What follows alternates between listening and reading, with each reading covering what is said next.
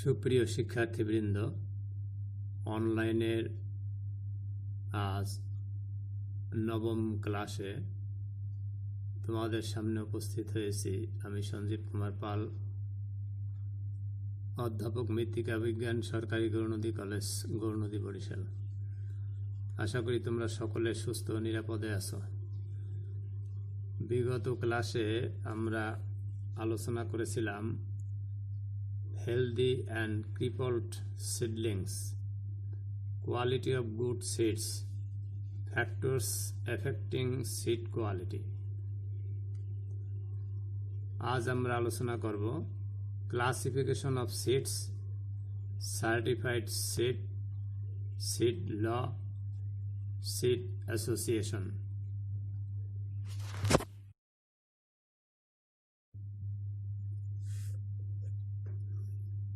এখন আমি আলোচনা করব ক্লাসিফিকেশন অফ সিডস, বীজের বিশুদ্ধতা ভিত্তিক শ্রেণী বিভাগ। ক্লিননেস ক্লাসিফিকেশন অফ সিডস, বীজ প্রত্যয়ন বা অনুমোদনের উপর ভিত্তি করে বীজকে সাধারণত 4 শ্রেণীতে ভাগ করা যায়, যথা প্রজনন বীজ, ভিত্তি বীজ, নিবন্ধিত বীজ এবং প্রত্যায়িত বীজ। কিন্তু আমাদের দেশের প্রয়োজনে ভিত্তি বীজ থেকে সরাসরি প্রত্যায়িত বীজ উৎপাদন করা হয় বলে এখানে নিবন্ধিত বা রেজিস্টার্ড বীজের কোনো অস্তিত্ব নেই। বর্তমানে বীজকে বাংলাদেশ বীজ বিধি 1990 অনুসারে 3টি শ্রেণীতে ভাগ করা হয়েছে, যথা প্রজনন বা মৌল বীজ, ভিত্তি বীজ ও প্রত্যায়িত বীজ। বীজের সর্বাধিক বংশগত বিশুদ্ধতা রক্ষা করে এ সকল বীজ উৎপাদন করা হয় বলে এ প্রকার শ্রেণীবিভাগকে বিশুদ্ধতা ভিত্তিক শ্রেণীবিভাগও বলা যায়। এবার আমরা এই 3টি ক্লাসিফিকেশনের বর্ণনা দেব। প্রজনন বা মৌল বীজ, ব্রিডার সিড।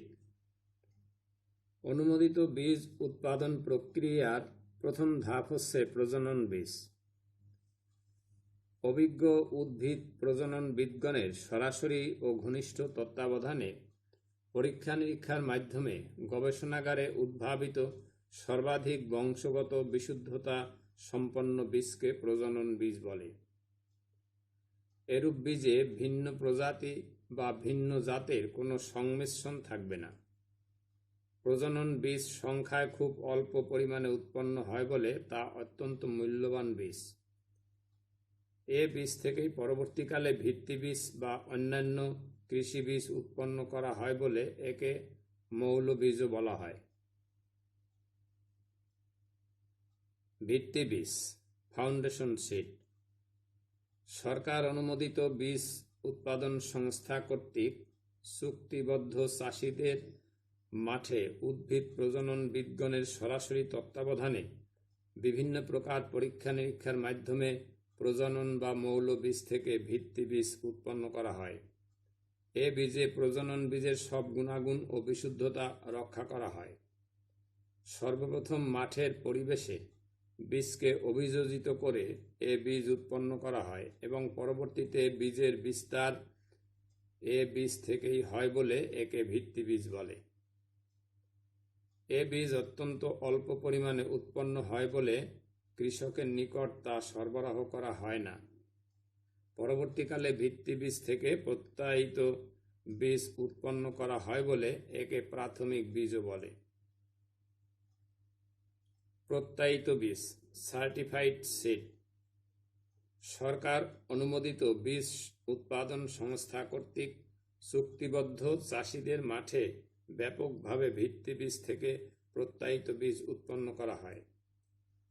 বীজ উৎপাদনের সকল নিয়মকানুন মেনে ও বিশুদ্ধতা রক্ষা করে এ বীজ উৎপাদন করা হয়। অতঃপর বীজ প্রত্যয়ন সংস্থা কর্তৃক একাধিকবার মাঠ পরিদর্শন করা হয়। বীজ প্রক্রিয়াজাত কেন্দ্র থেকে বীজ সংগ্রহ করে বীজ পরীক্ষা করা হয় এবং উৎকৃষ্ট বীজে প্রত্যয়নপত্র প্রদান করা হয়। প্রত্যায়িত এ বীজ দেশব্যাপী চাষিদের ব্যবহারের জন্য সরবরাহ করা হয়। বর্তমানে বাংলাদেশে কৃষি উন্নয়ন কর্পোরেশন বিএডিসি এর চুক্তিবদ্ধ চাষিদের মাধ্যমে প্রত্যায়িত বীজ উৎপন্ন করে বাজারজাত করা হচ্ছে।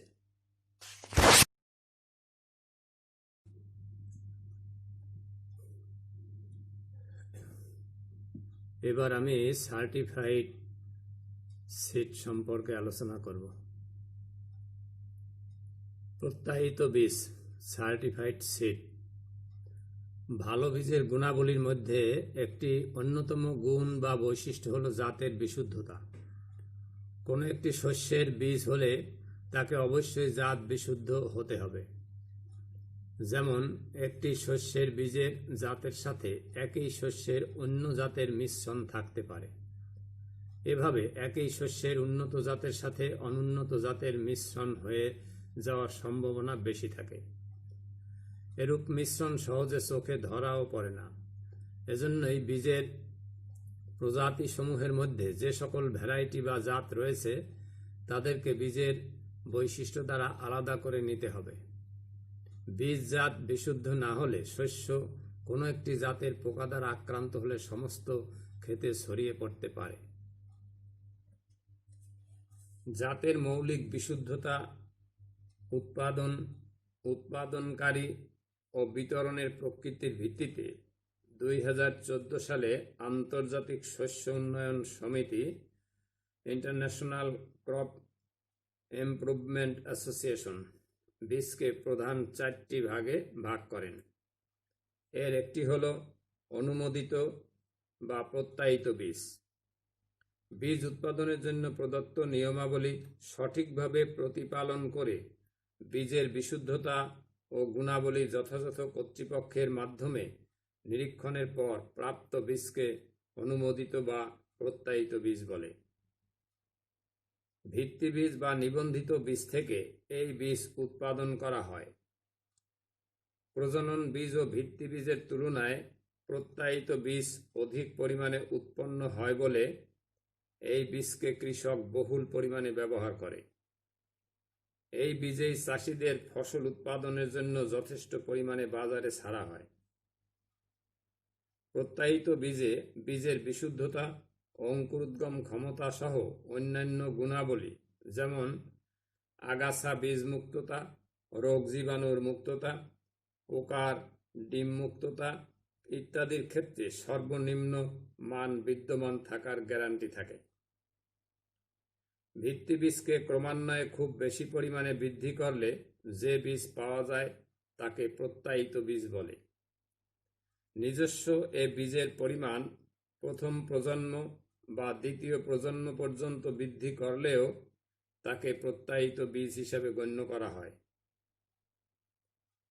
আত্মপরাগ সংযোগী শস্য যেমন ধান ও গমের, বিশেষ করে ধানের ক্ষেত্রেই এরকমভাবে 1-2টি অঙ্কুরোদ্গম পর্যন্ত প্রত্যায়িত বীজ হিসেবে উৎপাদন করা যেতে পারে।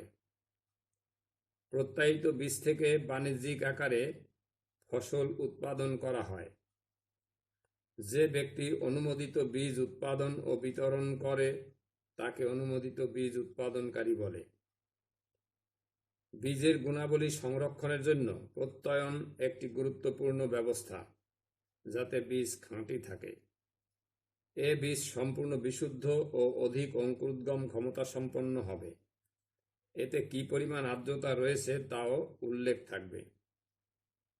অন্যান্য বীজের চেয়ে প্রত্যায়িত বীজের উৎপাদন খরচ বেশি বলে এই বীজের ইউনিট মূল্য অনেক বেশি। এই বীজের ফসলের উৎপাদন 15 থেকে 20% বেশি হয় বলে এই বীজের ক্রয় খরচ পুষিয়েও যথেষ্ট লাভ হয়। প্রত্যায়িত বীজ উৎপাদনের পূর্ব শর্ত হচ্ছে বীজ আইন ও বীজ প্রত্যয়ন মান বজায় রাখা।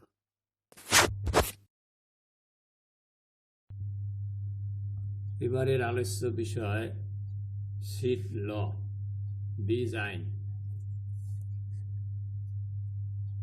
কোনো দেশে প্রত্যায়িত বীজ উৎপাদন করতে গেলে সে দেশে জারিকৃত আইন কানুন করেই তা করতে হয়, যাতে মতভেদ বা মন কষাকষির কোনো সুযোগ না থাকে। এরকম জারিকৃত আইন কানুনকেই বলা হয় বীজ আইন।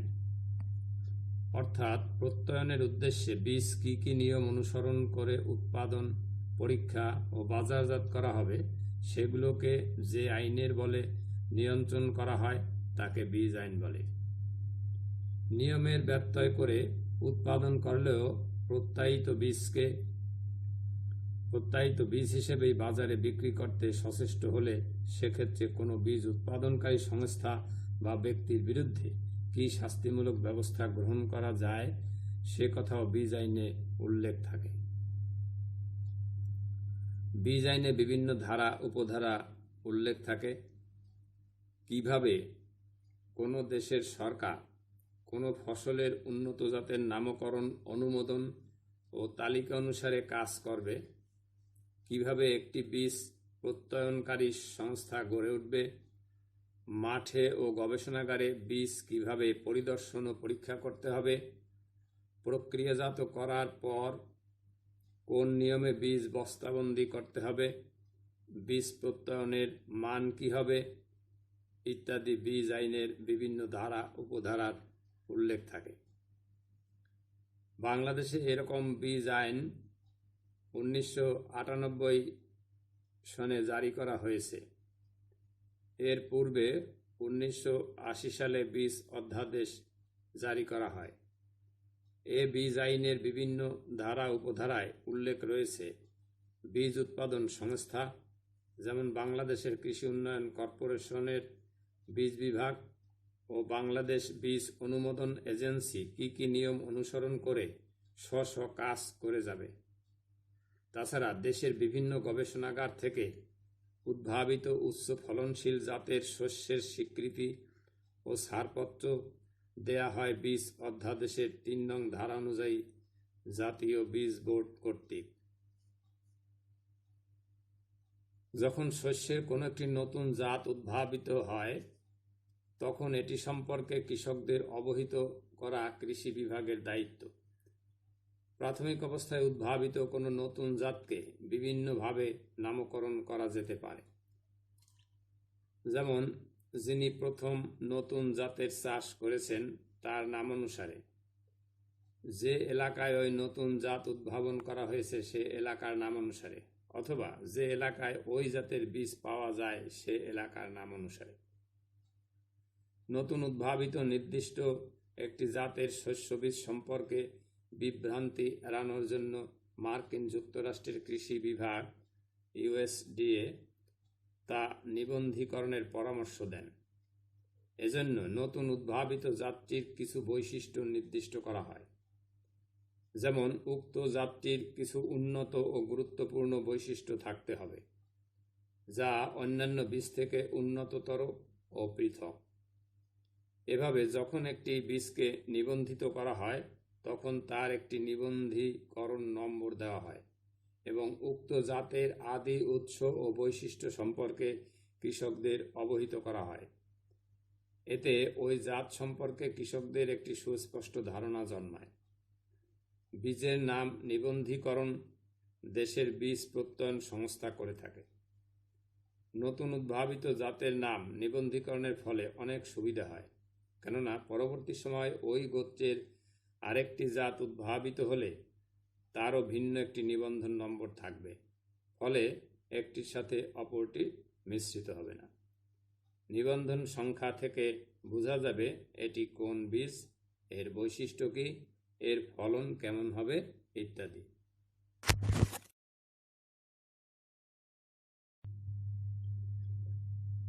এবারের আলোচ্য বিষয় সিড অ্যাসোসিয়েশন, অর্থাৎ Bangladesh seed association, BSA.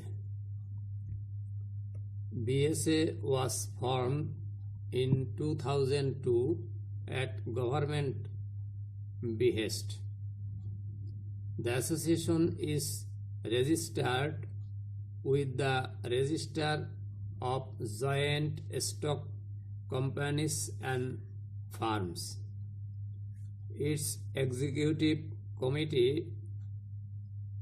comprises 20 members elected to 2-year terms, divided into two groups: seed industry and seed dealers. The president is Mr. Abdul Awal Mintu, elected in October 2019. Membership types are seed dealer, seed industry, and associate.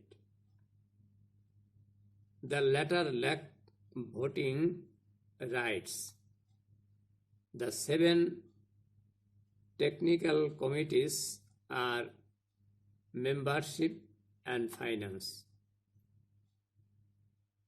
hybrid rice seed, vegetable seed, maize seed, potato seed, export and import, and discipline and vigilance BSA. Strategic include defining seed businesses groups by sector, partnering with government, building public private partnerships, short and long term plans for food production, and seed import estimates related thereto. Introducing mechanized agricultural, creating a seed supply and demand database, seed processing and storage business promotion, and enhancing the BSA secretariat capabilities. The BSA added some 170 new members last year and opened 3 new districts chapters. A training manual is in preparation for dealers, retailers, and sales personnel. Agriculture accounts for 20% of Bangladesh GDP. There are 1.4 million farm households and 9 million hectares of land capable of cultivation.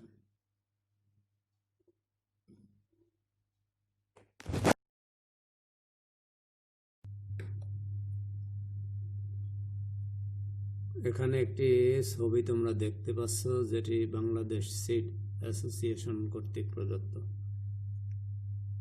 এখানে একটি তরমুজের ভিন্ন জাতের, অর্থাৎ একটি উন্নত জাতের তরমুজের ছবি আমরা দেখতে পাচ্ছি, যেটা কিছুদিন আগেও আমাদের বাজারে আমরা দেখেছিলাম।